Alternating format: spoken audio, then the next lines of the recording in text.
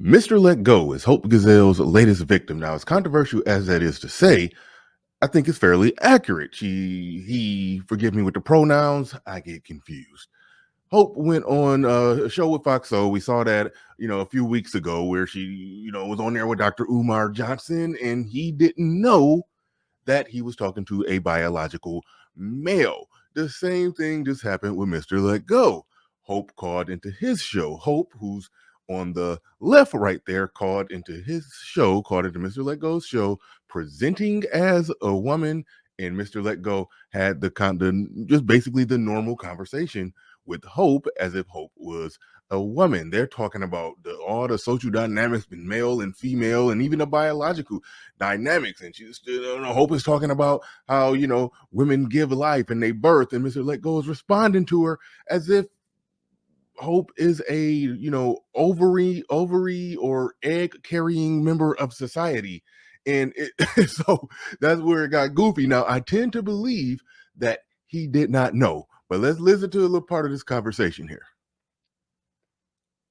Ways in which women serve as important beings in society. We're talking about people who can literally conjure life within their womb. And as Tahoe said, it's not just about incubation. It's about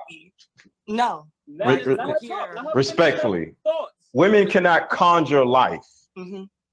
Okay, conjure is like magic. Okay. Conjure is when you tap a stick on a hat and a rabbit pops out. No, you have sex with a man, so you don't conjure life. Go ahead. I just want to say that. Okay.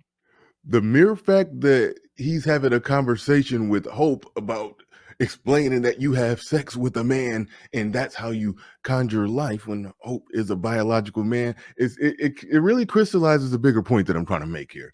The bigger point that I'm trying to make here, and I'm preemptively calling out something, making a prediction on something that's going to start happening with a lot of men having these podcasts, video podcasts, YouTube channels, the whole works, where they're talking about men and women and the social dynamics between men and women as it pertains to dating and mating and relationships and all of that shit. What it seems like that they're going to start doing is something that's harder for them to do in real life. And that's hop on these live streams and try to see if they can pass without getting called out, because it has to be harder to pass in person when you're walking around, 5'11", 6 feet tall, wearing a size 12 in men's high heels with, your hands bigger than mine, even if it don't matter how limp your wrist is when you reach out to shake my hand. If I feel it in your hand and it's bigger than mine, I know. I know what's going on. But however, I guess, and this is what I'm preemptively calling here, they probably can easierly pass or not be clocked, as Hope said, when they call into these shows. So I think we're going to be seeing a lot of that coming down the pipeline, where trans women are going to be going into male spaces and getting into the conversation. And a lot of times they do it essentially behind avatars, what I do predict, what I do suspect is happening. But Hope is one of the ones who could pull it off live in HD, and she's tricked two men so far. First, Dr. Umar Johnson. Second, Mr. Let Go. I think that is very possibly that is going to be a reoccurring thing that happens, that men probably need to be on the lookout for, on the watch out for, because I don't think it's far-fetched at all that trans women would try to infiltrate male online spaces. Because this conversation here, other than the fact that it was two biological males having a conversation, it looked, operated, and presented like a normal conversation. Mr. Let Go even titled it. Mr. Let Go puts feminists in her place. A woman's goal in life is to get married. Like that. They're having that conversation. And what's happening is the trans woman is even entering these conversations and making arguments like, she's gonna make an argument that goes something along the lines of, women like to feel safe and they like to feel nurtured. And even when Hope was talking to Dr. Umar Johnson, Hope essentially made a conditional femininity argument. You lead properly, I'll submit, and all of that. It's like they're doing all of this. It's getting weird and it's getting strange. And I don't even know what to make of it. I don't even know what to make of it because, like I said, it's one thing for her to be doing it live in HD. Is another thing when they're pulling up and they got the camera turned off. They're behind avatars. They're making a lot of the same arguments, the same type of irrational arguments. Like magic. Conjure is when you tap a stick on a hat and a rabbit pops out. No, you have sex with a man, so you don't conjure life. Go ahead. I just want to say that. Okay.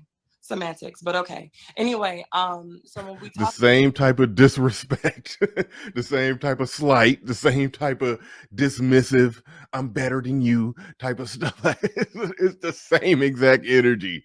It's the same exact energy where there is, I'm calling it, they're playing the game. Let's go online. Let's see how many men we can fool.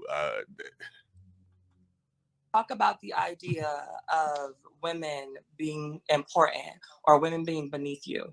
How can someone who literally gave birth to the bones in the air and all of those things, how can someone who literally gave birth to the bones in the air and all of those things that you... Okay, did this work? Okay. Now, what's going to happen is Mr. Let Go is going to respond to the absurdity of that. Like, he's talking to just a normal woman about, how goofy that was. But the goofy part of it is that it's a woman. I mean, it's a man. See, I keep getting confused and messed up. It's a man making the case, but speaking as a woman. I haven't heard too many women call it out and say that, hey, these trans women don't speak for us. And Fox Soul, which is a really big operation, brought on a trans woman to speak for them. And now she's doing her own solo Rogue One missions and stuff. So it's getting weird out here. It's getting weird out here. But that's what I got on that one. This one stumbled across. It kind of floated under the radar for me. But I did want to touch on this. It's not a slight at Mr. Let Go because he genuinely did not know. Now you can play the game of, well, how he ain't know he was talking to a man. You should know a woman when you're talking to a woman. You could play that game, and I understand. But hey, this ain't a shot at Mr. Let Go. The man genuinely didn't know. Dr. Umar Johnson genuinely didn't know. So it raises the question: how much more is just floating, just getting smuggled under the table? That's all I'm doing with that. But that's all I got on this one. Let me know what y'all think in the comment section. Mr. Let Go is Hope Giselle's latest victim. Who's next? You can't make this up. You can't make this up.